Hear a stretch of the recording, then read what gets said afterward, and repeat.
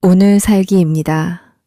장모님께서 자꾸 합가를 하자고 하시는데 거절하자니 불효가 되는 것 같고 받아들이자니 지금의 생활이 무너질 것 같은 그 복잡한 마음에 대해 이야기해 보겠습니다. 저녁을 먹고 있습니다. 국이 식기 전에 후루룩 마시려던 참이었습니다. 그런데 아내가 전화를 끊고 숟가락을 조용히 내려놓으며 말을 꺼냅니다. 엄마가 또 그 이야기 하셨어. 그 한마디에 입안에 있던 밥이 갑자기 넘어가지 않습니다. 나도 모르게 숟가락을 내려놓게 되죠. 반찬을 집으려던 손이 허공에 멈추고 고개가 숙여지고 국그릇에 김만 올라오는 것이 보입니다. 이번엔 뭐라고 해야 하지? 지난번에도 대답을 못했는데 또 얼버무리면 아내가 어떻게 생각할까? 속으로 생각이 빠르게 돌아가지만 입 밖으로는 아무 말도 나오지 않습니다. 알겠다고 하자니 지금의 생활이 송두리째 바뀔 것 같고 안 된다고 하자니 아내의 표정이 걱정됩니다. 무엇보다 장모님께 직접 거절의 말씀을 드린다는 것은 상상만으로도 가슴이 무거워지는 일이죠.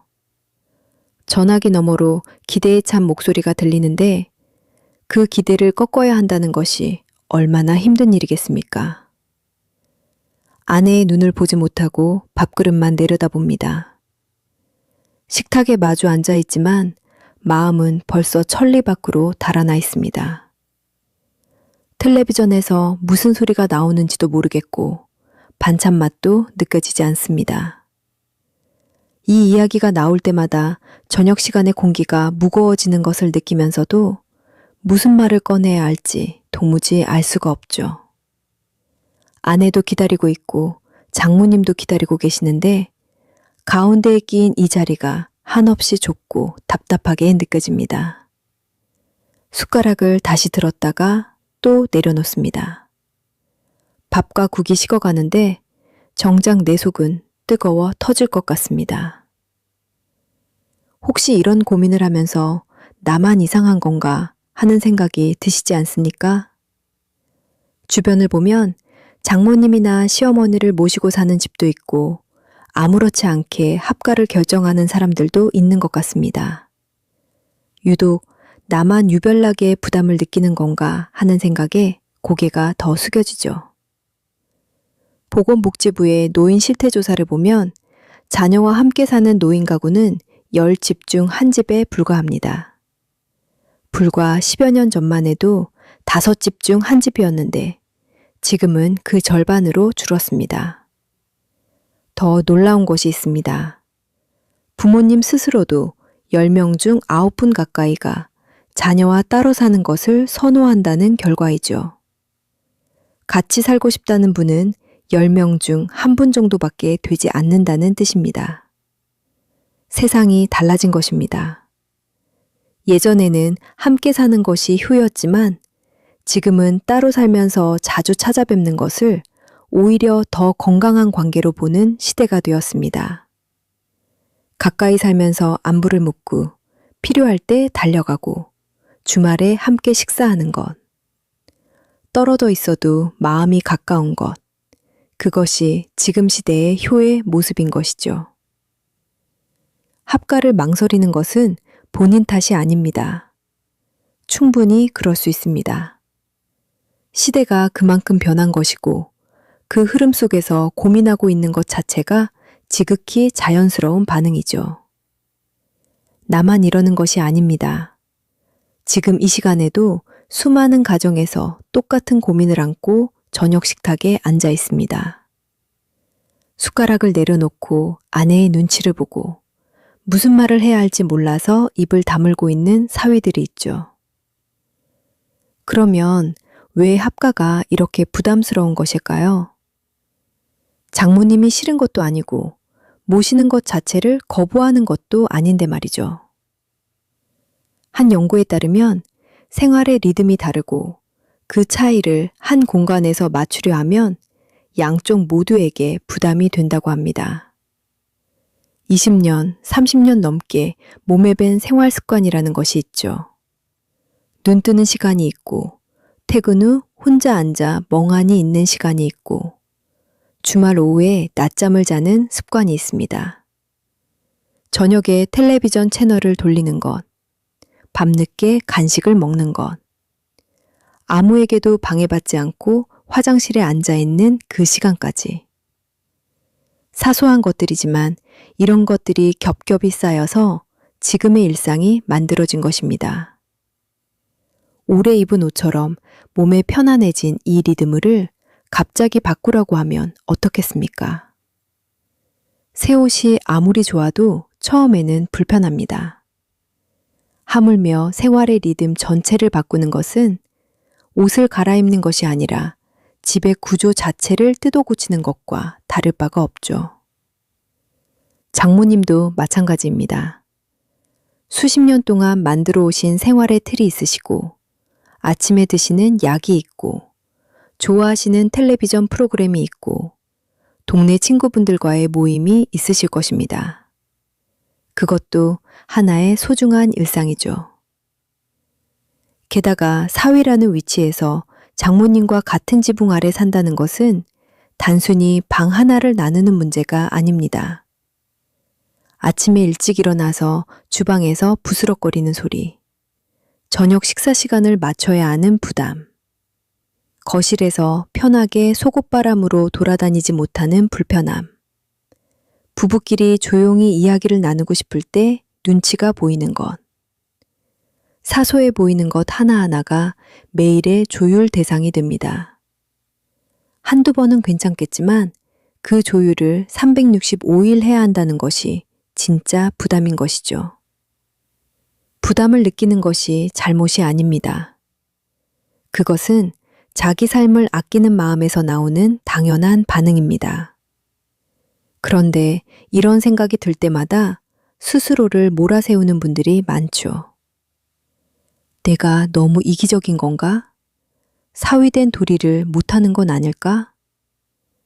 이런 생각들이 밤마다 머릿속을 맴돌지 않습니까?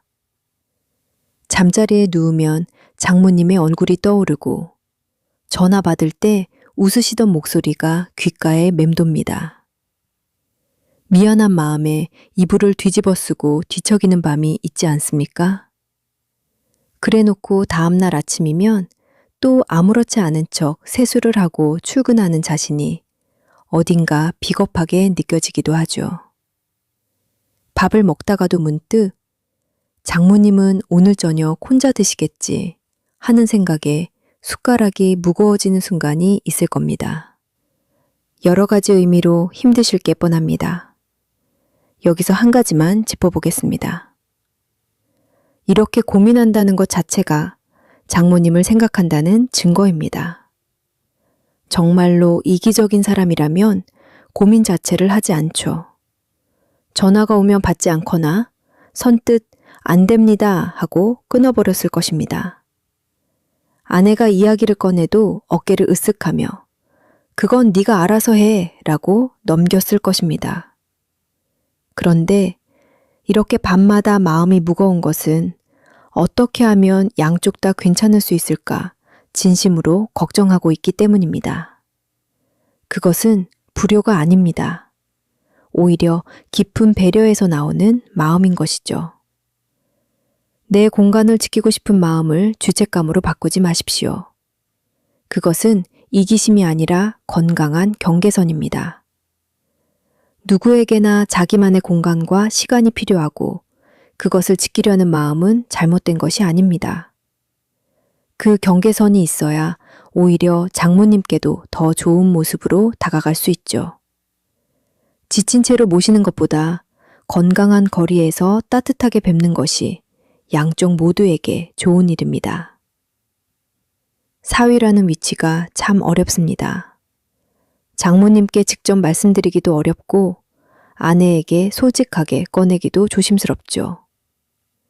아내 입장에서는 친정 어머니이니까 말이죠. 합가가 부담스럽다고 말하는 순간 아내가 상처받지 않을까 하는 걱정이 앞서서 입을 다물게 됩니다. 장모님 앞에서는 웃으면서 네 장모님 하면서도 속으로는 이걸 어떻게 해야 하지? 라는 말이 목구멍까지 차오르는 것을 삼킵니다. 웃는 얼굴 뒤에 숨긴 무게를 아무도 모릅니다. 누구에게도 이 마음을 나눌 수가 없습니다. 직장 동료에게 할 이야기도 아니고 친구들 모임에서 장모님 이야기를 꺼내는 것도 멋쩍습니다. 결국 혼자 끙끙 앓고 앓게 되죠. 퇴근길 지하철에서 창밖을 보면서, 회사 화장실에서 세면대에 물을 틀어놓고, 잠들기 전 침대 위에서 천장을 바라보면서 혼자 같은 생각을 반복합니다. 내가 참으면 되는 건가? 솔직하게 말해야 하나? 말해서 분위기가 나빠지면 어쩌나 하는 마음과 그냥 받아들여 버릴까 하는 마음이 번갈아 밀려옵니다. 그러면 또 내 생활은 어떡하지?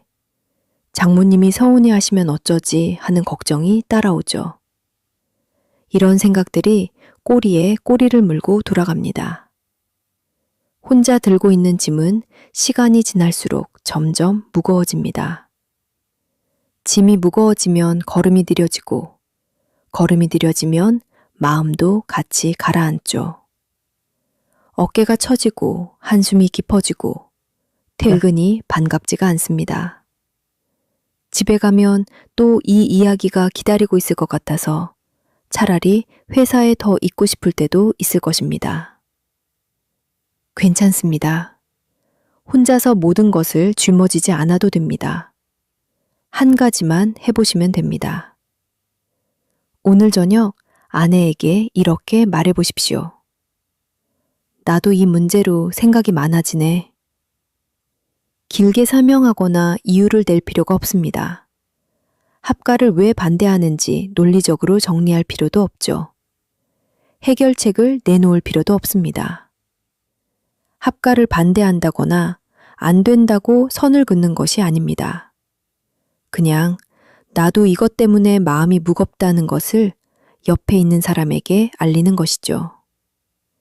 그 한마디가 입 밖으로 나오는 순간 혼자 지고 있던 무게가 조금 가벼워지는 것을 느끼게 됩니다.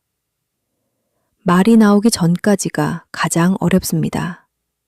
그러나 한번 입이 떨어지고 나면 그동안 가슴에 쌓여있던 것이 조금씩 풀리기 시작하죠. 상담 전문가들은 합가 문제를 누구의 잘못이 아니라 서로 다른 세대의 가치관이 부딪히는 관계적 문제로 본다고 합니다.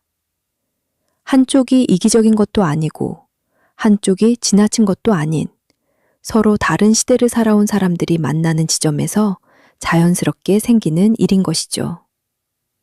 그리고 그 문제를 풀어가는 시작점은 가장 가까운 사람과 마주 앉는 것이라고 말합니다.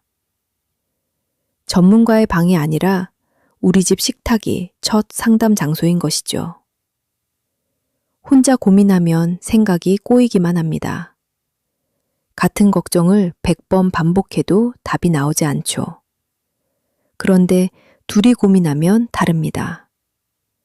내가 놓치고 있던 것을 아내가 보기도 하고, 아내가 걱정하던 것이 내가 보기에는 해결 가능한 것일 수도 있습니다.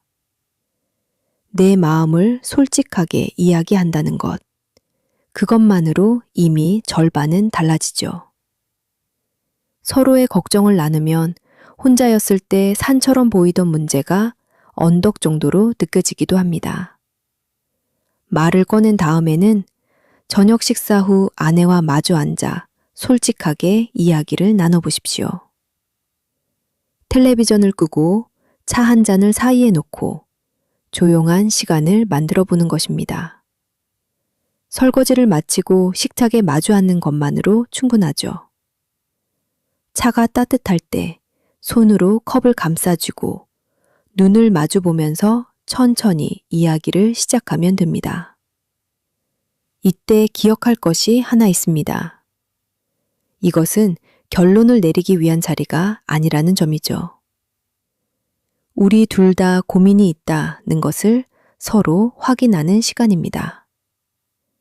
내 이야기를 꺼내기 전에 상대의 마음을 먼저 끝까지 들어보십시오. 듣는 것이 말하는 것보다 더 큰 힘이 될 때가 있습니다.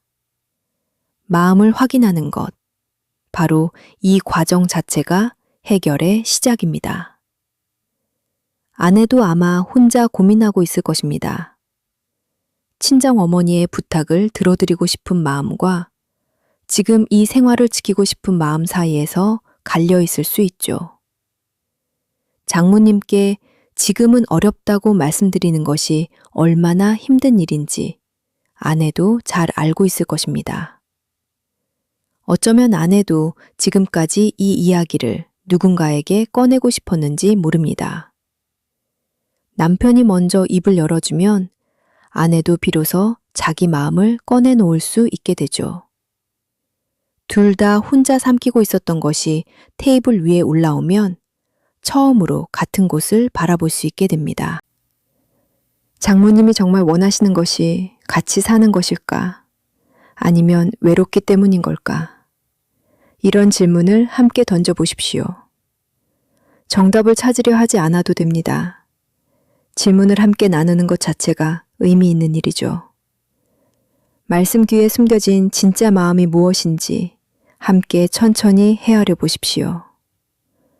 외로움인지, 몸이 예전 같지 않아서인지, 아니면 자녀 곁에 있고 싶은 마음인지. 이유를 알면 합가 아닌 다른 길도 보입니다.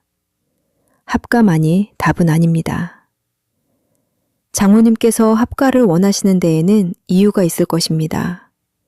혼자 계시는 것이 외로우신 것인지, 건강이 예전 같지 않아 걱정되시는 것인지, 혼자 집을 관리하시기가 힘드신 것인지. 그 이유를 알게 되면 합가가 아닌 다른 대안도 생각해 볼 수 있죠. 외로우시신 것이 이유라면 가까운 곳으로 이사를 돕는 방법이 있을 수 있습니다. 같은 동네에 살면 매일 안부를 드릴 수 있으니까요. 걸어서 10분 거리에 계시면 퇴근길에 들러서 얼굴을 뵙고 오는 것도 가능합니다. 건강이 걱정이시라면 주말마다 번갈아 찾아뵙는 약속을 정하거나 지역 복지관이나 노인 돌봄 서비스를 알아보는 것도 하나의 길이죠. 집안일이 힘드시다면 정기적으로 도움을 드릴 수 있는 방법을 함께 찾아보면 됩니다. 주중에 반찬을 만들어 드리거나 필요한 물건을 사다 드리는 것도 좋습니다. 동네에 노인 돌봄 서비스도 있으니 함께 알아보시는 것도 좋은 선택이죠. 중요한 것은 혼자가 아니라는 마음을 느끼시도록 하는 것입니다. 합가 없이도 자주 찾아뵙고 안부를 여쭈고 매주 한 번 전화를 드리는 것만으로 일상이 달라질 수 있습니다. 명절이 아닌 평범한 주말에도 얼굴을 보여드리고 생신이나 기념일에는 꼭 함께하는 것. 이런 작은 것들이 모여서 합가보다 더 따뜻한 거리감을 만들어줍니다. 가까이 있으면서 자주 뵙는 것, 떨어져 있어도 마음이 닿는 것.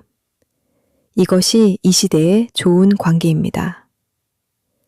핵심은 장모님이 원하시는 것이 합가 그 자체가 아닐 수 있다는 점입니다.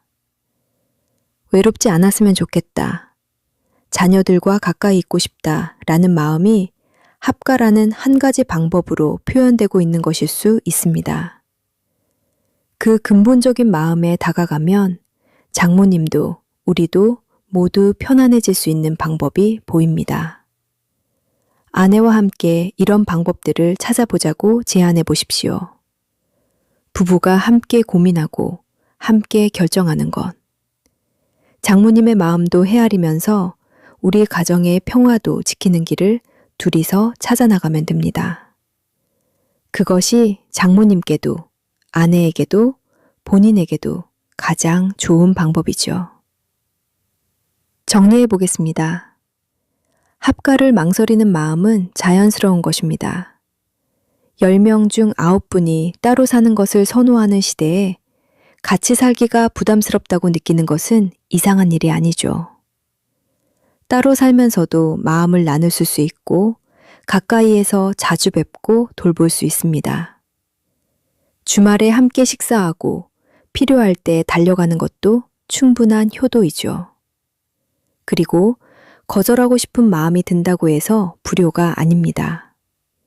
이 고민을 밤마다 반복하고 있다는 것 자체가 장모님을 깊이 생각하는 마음의 증거이죠. 내 공간을 지키려는 마음은 건강한 경계선이지 이기심이 아닙니다. 그 마음을 죄책감으로 바꾸지 마십시오. 혼자 삼키지 말고 내 마음을 한 문장으로 아내에게 전해보십시오. 혼자 끙끙 앓던 고민이 둘의 이야기가 되죠. 합감하니 답이 아닙니다. 장모님이 진짜 원하시는 것이 무엇인지, 우리가 지킬 수 있는 것은 무엇인지 함께 찾아나가면 됩니다. 부부가 함께 고민하는 것, 그것이 이 문제를 풀어가는 가장 건강한 방법이죠. 오늘 저녁 아내에게 나도 고민이 있다고 한마디만 건네보십시오. 결론을 내릴 필요도 없고 완벽한 타이밍을 기다릴 필요도 없습니다. 설거지가 끝나고 식탁이 조용해진 그 순간이면 됩니다.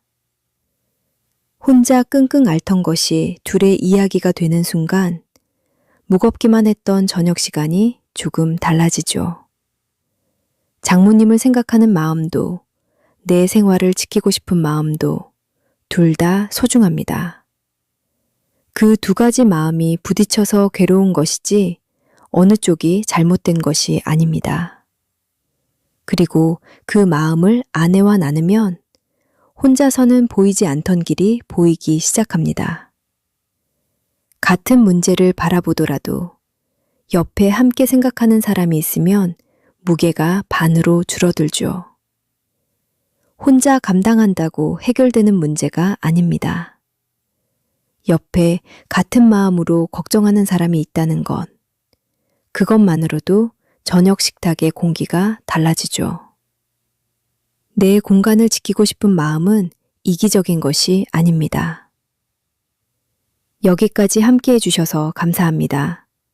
도움이 되셨다면 구독과 좋아요 부탁드립니다. 오늘 저녁 아내와 마주 앉아 보십시오. 오늘 살기였습니다.